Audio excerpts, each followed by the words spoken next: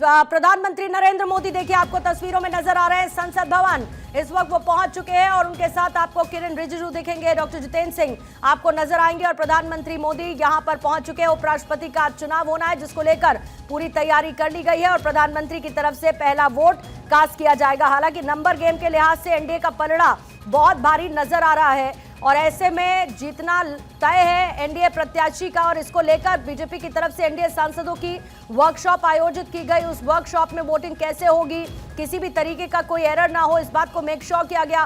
प्रधानमंत्री नरेंद्र मोदी उस वर्कशॉप में शामिल रहे थे जहां पर एनडीए सांसद थे, उनकी तरफ से कई सुझाव भी उस दौरान आए और प्रधानमंत्री मोदी ने भी स्वदेशी अपनाओ के कैंपेन के लिए एनडीए सांसदों को कहा कि भाई इसको आप आगे बढ़ाइए। इसी बीच में देखिए संसद भवन प्रधानमंत्री नरेंद्र मोदी पहुंच चुके हैं जहां पर अब से थोड़ी देर बाद वोटिंग की शुरुआत हो जाएगी। सांसदों के पहुंचने का सिलसिला भी इसी बीच में शुरू हो चुका है और थोड़ी देर में वोटिंग शुरू होगी। 9:59 हो चुके हैं, ठीक 1 मिनट बाद वोटिंग की शुरुआत होने वाली है और आज का दिन बहुत महत्वपूर्ण, हालांकि कुछ दलों की तरफ से जरूर दूरी बनाई गई है।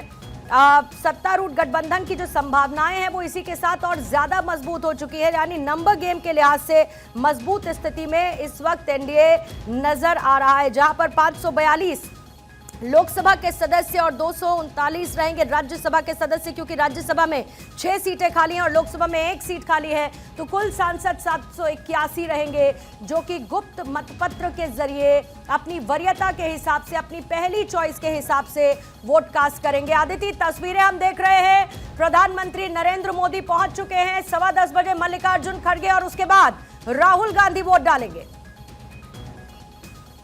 प्रधानमंत्री नरेंद्र मोदी अभी संसद भवन पहुंच चुके हैं और सबसे पहले आज अपना मतदान वो करने वाले हैं। कहीं ना कहीं एक लीडरशिप की बात भी है, मैसेजिंग भी है साथ में, क्योंकि प्रधानमंत्री को आज पंजाब निकलना है। जो फ्लड अफेक्टेड एरियाज हैं वहां पर उसका जायजा करने के लिए प्रधानमंत्री आज निकलने वाले हैं। उससे पहले आज सबसे पहले वो वोट डालेंगे। दूसरी तरफ मल्लिकार्जुन खड़गे इंडिया गठबंधन की तरफ से सबसे वरिष्ठता के लिहाज से वो सबसे पहले वोट डालेंगे। राहुल गांधी को लेकर लगातार पिछले 48 घंटे 24 घंटे से ये सवाल था कि वो इस पिक्चर से कहीं ना कहीं गायब नजर आ रहे हैं, क्योंकि जब मॉक टेस्ट हो रहा था, मॉक तैयारी हो रही थी सांसदों की, कहीं ना कहीं राहुल गांधी गायब थे। तो आज एक बड़ा सवाल ये था कि क्या राहुल गांधी वोटिंग करने आएंगे, नहीं आएंगे, मणिपुर है या विदेश के बाहर है, तमाम तरीके की बात थी।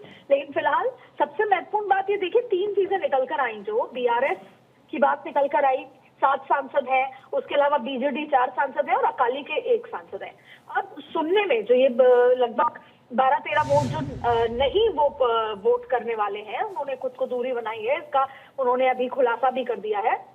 अब इसको 2 तरीके से देखा जा रहा है। पहला तो जिसकी तैयारी है कि कहीं ना कहीं एनडीए चाहती है कि जीत के दायरे में बहुत दूरी हो, तो वो इससे नजर आता है। ये झटका है, इंडिया गठबंधन ये मान रही थी कि कहीं ना कहीं इस बार वो उनको वोट करेंगे, लेकिन इनमें से ये पार्टियां वैसी भी हैं जो सरकार को सपोर्ट करती आई हैं, तो सरकार को भी ये वोट नहीं कर रही हैं।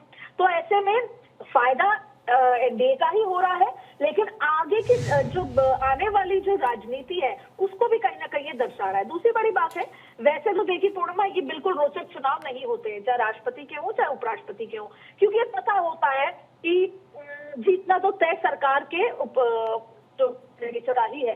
लेकिन बीजेपी और एनडीए इस तरीके से तैयारी करती है और अब इंडिया गठबंधन भी इस तरीके से इसको वॉर फुटिंग पे कर रही है कि कहीं ना कहीं रोचक ही हो गया कि कितने % से जीतेंगे। क्या बात में हम एक जोड़ेंगे कि सिर्फ जानदार नाश्ता नहीं किया, उसमें हाजीपुर का केला भी था। यह बड़ी बात है और सबसे ज्यादा लोगों ने पसंद किया, जितना आइटम था यहाँ, जितना व्यंजन था, उसमें हाजीपुर के केला को। तो इस बात के लिए नित्यानंद जी का बहुत बहुत बहुत धन्यवाद हम लोग करते हैं। और अभी जिस जीत के बारे में आप लोग पूछ रहे हैं उसमें कहाँ कोई कंफ्यूजन है, 100% से भी ज़्यादा आश्वस्त हैं, क्योंकि एनडीए के पक्ष में बहुमत है, तो जीत एनडीए की होगी और उपराष्ट्रपति पद पर एनडीए के उम्मीदवार बैठेंगे, इसमें कहीं कोई कंफ्यूजन नहीं। इससे भी ज्यादा अगर जरूरत आप लोग महसूस कीजिएगा तो इससे भी ज्यादा एकजुटता विधानसभा चुनाव में दिखेगी। उपराष्ट्रपति पद भी जीतेंगे, बिहार भी जीतेंगे। जाइए, चलिए।